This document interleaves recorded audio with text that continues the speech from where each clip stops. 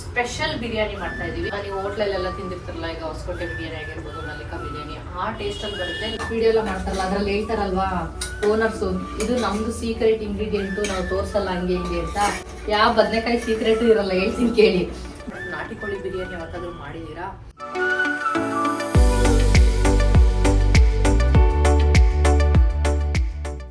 ಕೆಲವ್ರು ಅನ್ಕೊಂಡಿರ್ತೀರ ಸನ್ಸ್ಕ್ರೀನ್ ಅಂದ್ರೆ ಈಚೆ ಹೋಗುವಾಗ ಬಿಸಿಲು ಹೋದಾಗ್ಲೇ ಹಚ್ಕೋಬೇಕಂತ.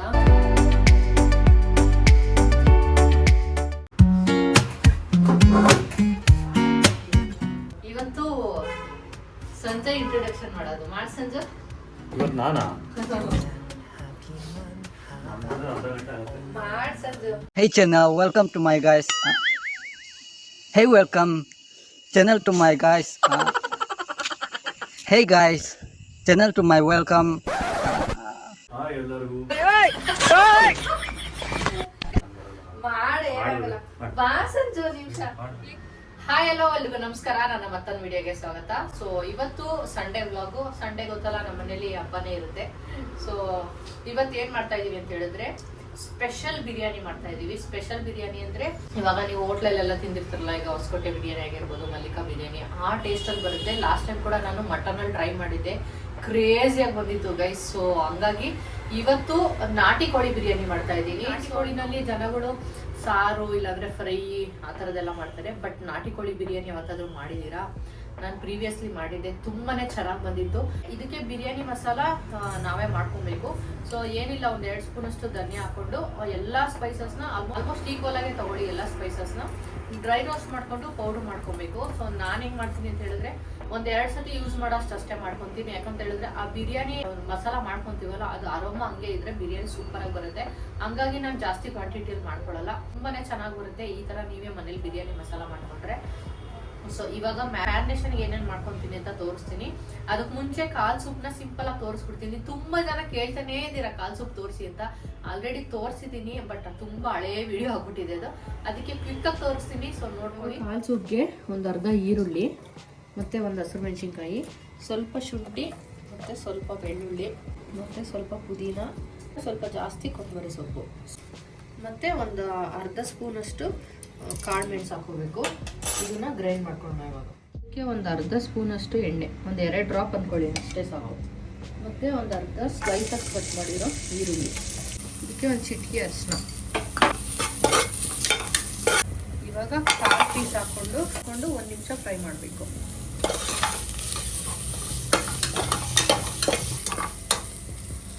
ಸೊ ಈ ಥರ ಸ್ವಲ್ಪ ಫ್ರೈ ಆದಮೇಲೆ ಇವಾಗ ಇದು ರುಬ್ಕೊಂಡಿರೋ ಮಸಾಲನ ಹಾಕೋಬೇಕು.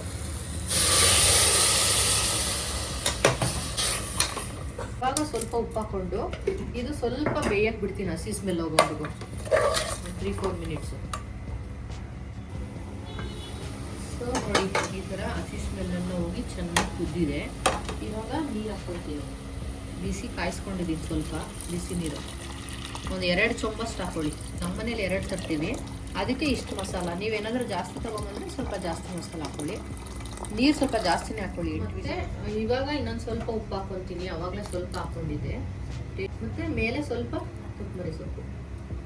ಆ್ಯಕ್ಚುಲಿ ದೊಡ್ಡ ಕುಕ್ಕರಲ್ಲಿ ಮಾಡ್ಕೊಳ್ಳಿ.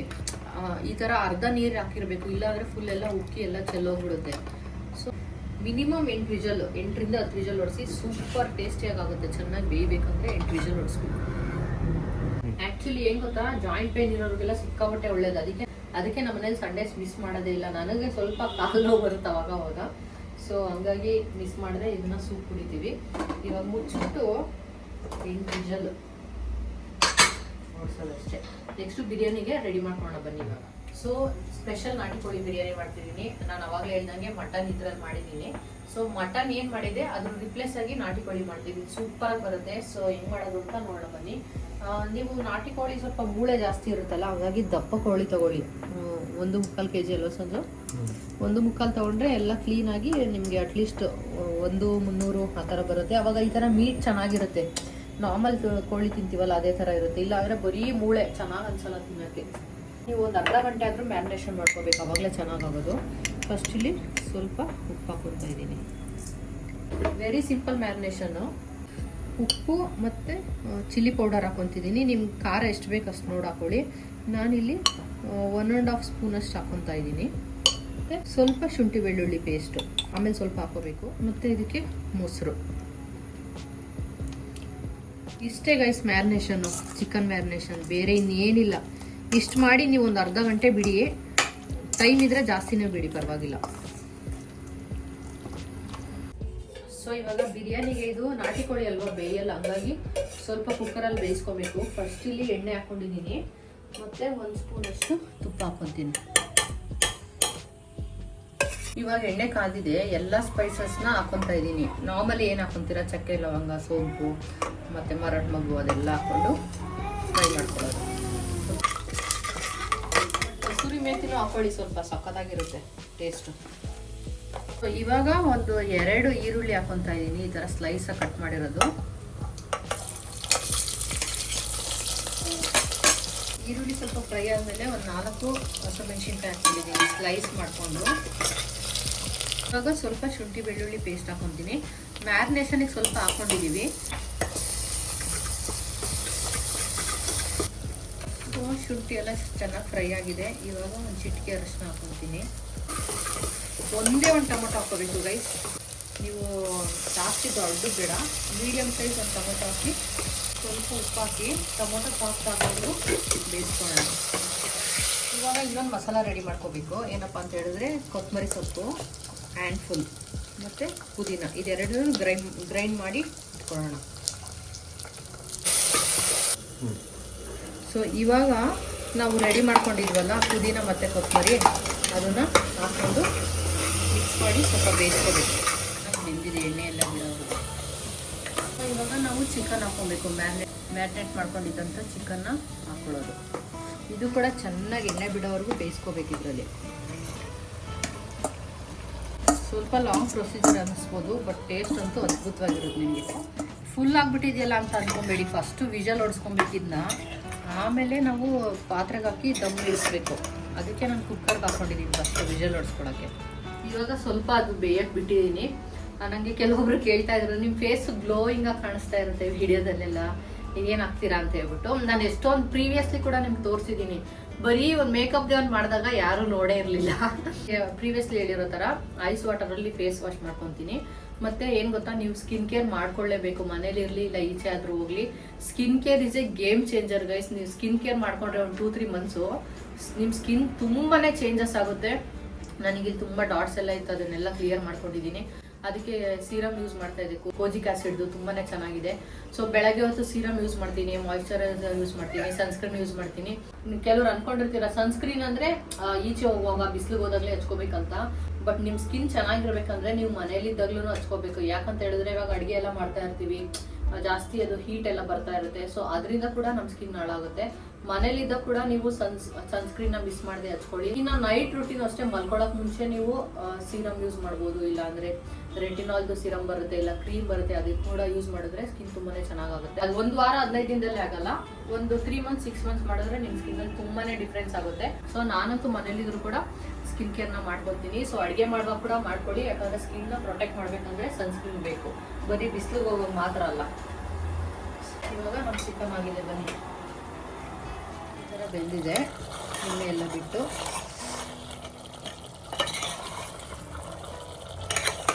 ನಮ್ಮ ಸೀಕ್ರೆಟ್ ಬಿರಿಯಾನಿ ಇಂಗ್ರೀಡಿಯೆಂಟ್, ಬಿರಿಯಾನಿ ಮಸಾಲ ಮಾಡ್ಕೊಂಡ್ವಲ್ಲ ಅವಾಗಲೇ, ಏನು ಘಮ ಬರ್ತಾ ಇದೆ ಗೊತ್ತಾ, ಅದನ್ನು 2 ಸ್ಪೂನ್ ಹಾಕ್ಕೊತೀನಿ ನಾನು.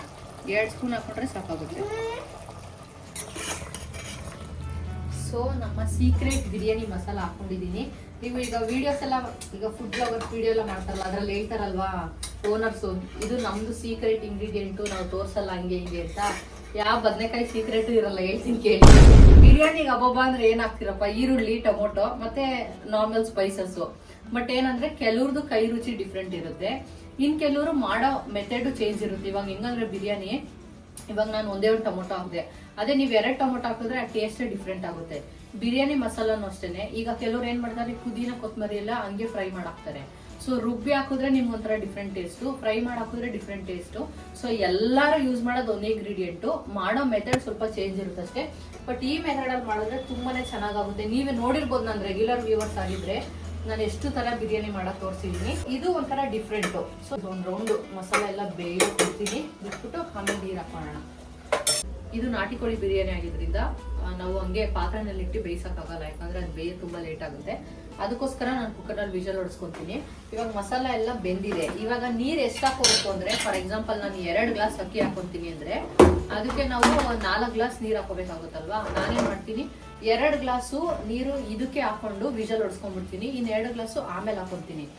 ಬಿಸಿ ನೀರೇ ಹಾಕೊಂತ ಇದ್ದೀನಿ. 2 ಗ್ಲಾಸು ಇದಕ್ಕೆ ಹಾಕಿ ಬೇಯಿಸ್ಕೊತೀನಿ. ಒಂದು 6ರಿಂದ 7 ವಿಷಲ್ ಹೊಡಿಸ್ಬೇಕಾಗುತ್ತೆ ಅಲ್ವಾ ಸಂಜೆ? ಸ್ವಲ್ಪ ದಪ್ಪ ಇದೆಯಲ್ಲ ಕೋಳಿ. ಸ್ವಲ್ಪ ಕೊತ್ತಂಬರಿ.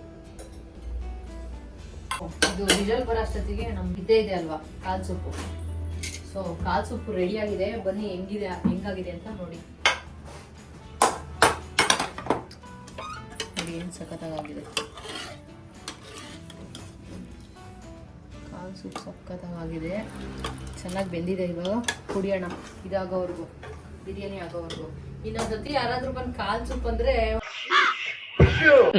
ಬಂದು ಹೊಡಿತೀನಿ. ಆಲ್ರೆಡಿ ತೋರಿಸ್ತಿದ್ದೀನಿ, ಇನ್ನೂ ಒಂದ್ಸಲ ತೋರಿಸ್ಬಿಟ್ಟಿದ್ದೀನಿ. ಸೊ ಇವಾಗ ಟ್ರೈ ಮಾಡಿ, ತುಂಬಾ ಚೆನ್ನಾಗಾಗುತ್ತೆ ಇದಂತೂ. ಕಾಲ್ ಸೂಪ್ ಕುಡಿದ್ಬಿಟ್ಟು ಆಮೇಲೆ ಸಿಗ್ತೀನಿ.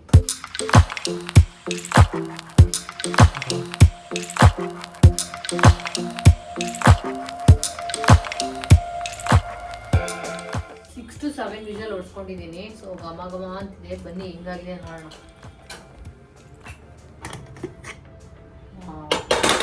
ಬೆಂದಿದೆ ಚೆನ್ನಾಗಲ್ಲ.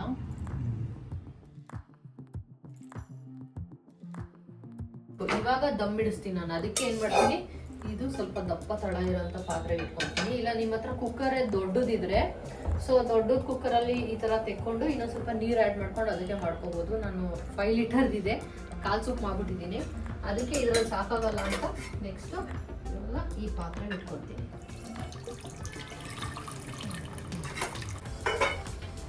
ಹಾಕೊಂಡಿದ್ವಿ ಅಲ್ವಾ ನೀರು. ಇವಾಗ ಮತ್ತೆ 2 ಗ್ಲಾಸ್ ಹಾಕೊಳ್ತೀನಿ. ಇವಾಗ ನೀವು ಉಪ್ಪು ಕರೆಕ್ಟ್ ಆಗಿದೆಯಾ ಅಂತ ಸ್ವಲ್ಪ ಟೇಸ್ಟ್ ಮಾಡ್ಕೊಂಡ್ಬಿಡಿ. ಕರೆಕ್ಟಾಗಿದೆ. ಸೊ 1 ಕುದಿ ಬಂದ್ಮೇಲೆ ನೆಕ್ಸ್ಟ್ ಅಕ್ಕಿ ಹಾಕೊಳ್ಳೋದು. ನೆನ್ಸಿಟ್ಟಿದ್ದೀನಿ ಅಕ್ಕಿ ಒಂದು 10 ಮಿನಿಟ್ಸು. 1 ಕುದಿ ಬರಲಿ ಇದು. ಗೈಸ್ ಘಮ ತಡಿಯಕ್ ಆಗ್ತಾ ಇಲ್ಲ, ಅಷ್ಟು ಘಮ ಬರ್ತಾ ಇದೆ. ಆ ಬಿರಿಯಾನಿ ಮಸಾಲ ಮಾಡ್ಕೊಂಡಿದೀವಲ್ಲ, ಸಿಕ್ಕಾಬಟ್ಟೆ ಘಮ ಆಗ್ತಿದೆ. ನೋಡಿ ಕೊತ್ತ ಕುದೀತಾ ಇದೆ. ಸೊ ಈ ತರ ನೀವು 2 ಟೈಮ್ಸ್ ನೀರು ಹಾಕೊಳ್ಳೋದ್ರಿಂದ ಬರೀ ನೀರು ಅನ್ಸಲ್ಲ, ಈ ಮಸಾಲ ಕೂಡ ಒಂಥರ ಚೆನ್ನಾಗಿರುತ್ತೆ. ಆವಾಗ ರೈಸ್ಗೆಲ್ಲ ಚೆನ್ನಾಗಿ ಹೊಂದುತ್ತೆ. ಸೊ ಇವಾಗ ನೆನ್ಸಿಟ್ಟಿರೋ ರೈಸ್ನ ಹಾಕೊತೀನಿ.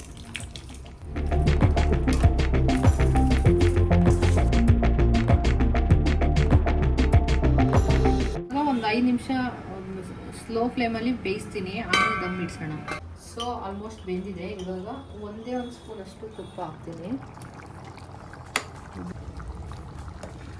ಈ ಥರ ಸ್ವಲ್ಪ ನೀರಿದೆ ಅಂದಾಗ ನೀವು ದಮ್ ಇಡಿಸ್ಬೇಕು.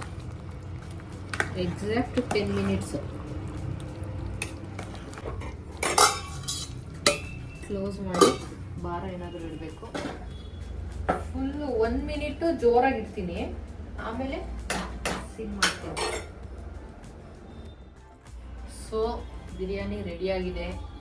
ಅದು ಆಫ್ ಮಾಡಿದ್ಮೇಲೆ ಒಂದು 10 ಮಿನಿಟ್ಸ್ ಹಂಗೆ ಬಿಟ್ಬಿಡಿ, ಆಮೇಲೆ ತೆಗೀರಿ. ಸೊ ಹಿಂಗಾಗಿದೆ ಗೊತ್ತಿಲ್ಲ, ಮನೆ ನೋಡೋಣ.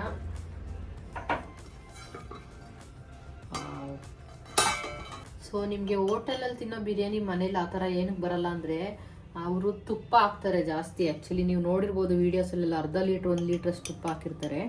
ಅದು ತುಪ್ಪ ಹಾಕಿದ್ರೆ ಒಂಥರ ಫ್ಲೇವರೇ ಡಿಫ್ರೆಂಟ್ ಆಗಿಬಿಡುತ್ತೆ.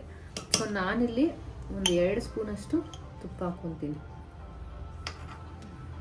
ಚೆನ್ನಾಗಿ ಮಿಕ್ಸ್ ಮಾಡ್ಕೊಳ್ಳೋಣ.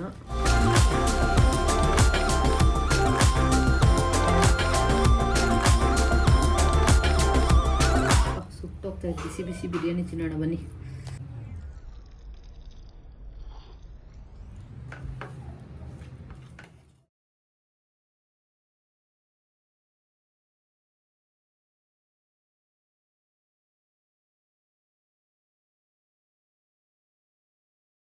ಸೇಮು ಈ ಹೊಸಪೇಟೆ ಬಿರಿಯಾನಿ ಸ್ಟೈಲೇ ಬಂದಿದೆ. ಫುಲ್ ಮಸಾಲ ಫುಲ್ ಬಸ್ಟ್ ಆಗುತ್ತೆ ಬಾಯಲ್ಲಿ. ಇದು ನೀವು ಮಟನಲ್ಲೂ ಮಾಡ್ಕೊಬೋದು, ಮಟನಲ್ಲೂ ಸಕಾಲ ಬರುತ್ತೆ. ಇದು ಮಟನಲ್ಲಿ ಮಾಡಿರೋದು ಫೋಟೋ ಇಲ್ಲಿ ಹಾಕ್ತೀನಿ ನೋಡಿ ಅದು ಹೆಂಗ್ ಬಂದಿತ್ತು ಅಂತ. ಅವತ್ತು ನಾವು ವಿಡಿಯೋ ಶೂಟ್ ಮಾಡಿರಲಿಲ್ಲ ಆ್ಯಕ್ಚುಲಿ. ಸೇಮ್ ಮೆಥಡು ಇದಕ್ಕೆ ಟ್ರೈ ಮಾಡಿದ್ದೀವಿ ಅಷ್ಟೇ. ಗೈಸ್ ನೀವು ನೋಡಿ ಬನ್ನಿ ಇಲ್ಲಿ ರೈಸು ಯಾವ ಥರ ಮಾಯಿಸ್ಟ್ ಇದೆ ಅಂತ ಹೇಳ್ಬಿಟ್ಟು ನೋಡಿ. ಸ್ವಲ್ಪ ಮಸಾಲ ಮಾಯಿಸ್ಟ್ ಇದೆ, ಮತ್ತು ಸ್ವಲ್ಪ ತುಪ್ಪ ಹಾಕಿದ್ವಲ್ಲ, ಸೊ ಈಗ ಹೊರಗಡೆ ಎಲ್ಲ ಹೆಂಗೆ ತಿಂತೀವೋ ಹೋಟೆಲಲ್ಲಿ ಅದೇ ಟೆಕ್ಸ್ಚರ್ ಬಂದಿದೆ. ಸಿಕ್ಕಾಪಟ್ಟೆ ಹೊಟ್ಟೆ ಹಸಿವಾಗಿದೆ.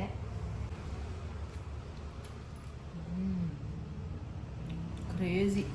ಸ್ವಲ್ಪ ಸ್ಪೈಸಿನೂ ಇದೆ, ಫುಲ್ಲು ಫಸ್ಟ್ ಬೈಟ್ಗೆ ಸ್ವಲ್ಪ ಸ್ಪೈಸಿ ಅನ್ನಿಸ್ತಿದೆ. ಸಕ್ಕತ್ತಾಗಿದೆ ಮಾತ್ರ.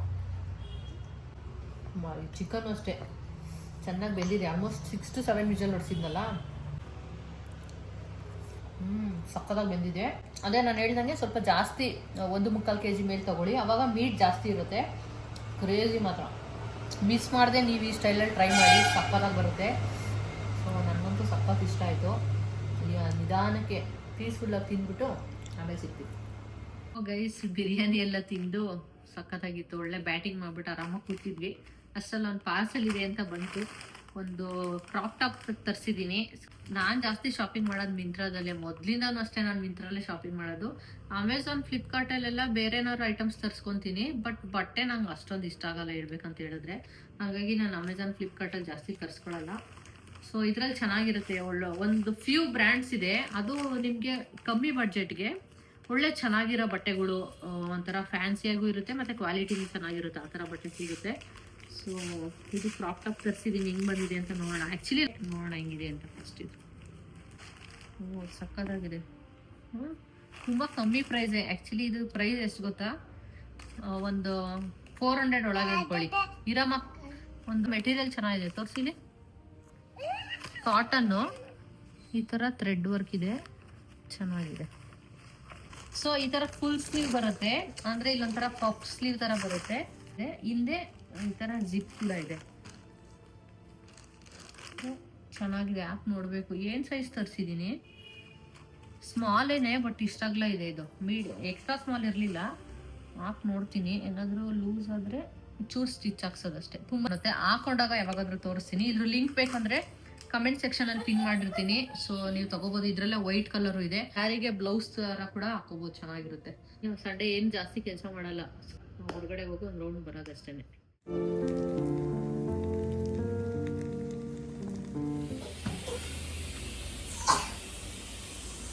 ಕಾಫಿ ಅಲ್ಲ, ಸೂಪ್, ಕಾಲ್ ಸೂಪ್ ಕುಡಿತಾ ಇದ್ದೀನಿ.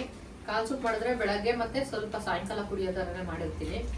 ಸೊ ಇವಾಗ ಕಾಲ್ ಸೂಪ್ ಕುಡಿದು ಫಿಶ್ ರೆಡಿ ಆಗ್ತಾ ಇದೆ. ಫಿಶ್ ಫ್ರೈ ಆಲ್ರೆಡಿ ರೆಸಿಪಿ ತೋರಿಸಿದ್ದೀನಿ, ಅಂಜನ್ ಫಿಶು. ಸೊ ಅದೇ ಥರ ನೀವು ಮಾಡ್ಕೋಬೇಕು ಅಷ್ಟೇ. ಲಿಂಕ್ ಬೇಕಾದ್ರೆ ಟ್ಯಾಗ್ ಮಾಡಿರ್ತೀನಿ. ಸೊ ತುಂಬ ದೊಡ್ಡದಿದೆ ಇದು, ಬಟ್ ನಾನು ಈ ಸಣ್ಣ ಪಾತ್ರೆನಲ್ಲಿ ಇಟ್ಟಿದ್ದೀನಿ. ಸಖತ್ತು ಸಾಫ್ಟ್ ಇದೆ, ಬೆಂದೋಗ್ಬಿಟ್ಟಿದೆ. ಸಿಕ್ಕಾಬಟ್ಟೆ ಘಮ ಬರ್ತಿದೆ. ಡಿನ್ನರ್ಗೆ ಏನು ಅಂತ ಹೇಳಿದ್ರೆ ವೈಟ್ ರೈಸು ಮತ್ತು ರಸಮ್ ಮಾಡಿದ್ದೀನಿ. ರಸಮು ಆಲ್ರೆಡಿ ತೋರಿಸಿದ್ದೀನಿ ನಿಮಗೆ, ನಂದು ಸಿಗ್ನೇಚರ್ ರಸಮು. ಕುಡಿಯೋಕ್ಕೂ ಚೆನ್ನಾಗಿರುತ್ತೆ ಮತ್ತು ಅನ್ನದ ಜೊತೆ ತಿನ್ನೋಕ್ಕೂ ಚೆನ್ನಾಗಿರುತ್ತೆ. ಇದೊಂದು ರಸಮು, ಇದನ್ನು ತಿಂದು ಕುಡಿದು ರಸಮೆಲ್ಲ ಕುಡಿದು ಮಲ್ಕೊಂಡು ರೆಸ್ಟ್ ಮಾಡಿ ನಾಳೆಯಿಂದ ಬೆಳಗ್ಗೆ ಅದೇ ರೂಟೀನ್ ಸ್ಟಾರ್ಟ್ ಆಗುತ್ತೆ. ಸೊ ನಾನು ಹೇಳಿದ ಥರ ಬಿರಿಯಾನಿನ ಮಿಸ್ ಮಾಡದೆ ಟ್ರೈ ಮಾಡಿ. ಇನ್ಫ್ಯಾಕ್ಟ್ ನಾನು ಯಾಕೆ ಅನ್ನ ಮಾಡಿದ್ದೀನಿ ಅಂತ ಹೇಳಿದ್ರೆ, ಬಿರಿಯಾನಿ ಸಾಕಾಗದೆ ಅನ್ನ ಮಾಡಿದ್ದೀನಿ. ಅಂದ್ರೆ ಸಿಕ್ಕಾಪಟ್ಟೆ ಚೆನ್ನಾಗಾಗಿತ್ತು. ಇಬ್ರು ಮಧ್ಯಾಹ್ನನೇ ಒಳ್ಳೆ ಬ್ಯಾಟಿಂಗ್ ಮಾಡ್ಬಿಟ್ವಿ. ಸೊ ಹಂಗಾಗಿ ಸ್ವಲ್ಪ ಸಾಕಾಗಲ್ಲ ಅಂತ ಹೇಳ್ಬಿಟ್ಟು ಸ್ವಲ್ಪ ರೈಸ್ ಮಾಡಿದೀನಿ. ಇವಾಗ ನೀವು ಮಿಸ್ ಮಾಡದೆ ಈ ತರ ಟ್ರೈ ಮಾಡಿ ನನಗೆ ಕಮೆಂಟ್ ಮಾಡಿ ತಿಳಿಸಿ ಹೆಂಗಿತ್ತು ಅಂತ ಹೇಳ್ಬಿಟ್ಟು. ಅಂಡ್ ಕಾಲ್ಸು ಕೂಡ ಟ್ರೈ ಮಾಡಿ. ಸದ್ಯಕ್ಕೆ ಈ ವಿಡಿಯೋನ ಇಲ್ಲೇ ಎಂಡ್ ಮಾಡ್ತಾ ಇದ್ದೀನಿ. ಈ ವಿಡಿಯೋ ಹೆಂಗ್ ಅನ್ನಿಸ್ತು, ಏನ್ ಕತೆ ಅಂತ ಹೇಳ್ಬಿಟ್ಟು ಕಮೆಂಟ್ ಮಾಡಿ. ಸೊ ನೆಕ್ಸ್ಟ್ ಬ್ಲಾಗಲ್ಲಿ ಸಿಗ್ತೀನಿ. ಅಲ್ಲಿವರೆಗೂ ಟೇಕ್ ಕೇರ್. ಬಾಯ್ ಬಾಯ್. ನೀನ್ ಮೇಡಮ್ ಬಾಯ್ ಮಾಡು.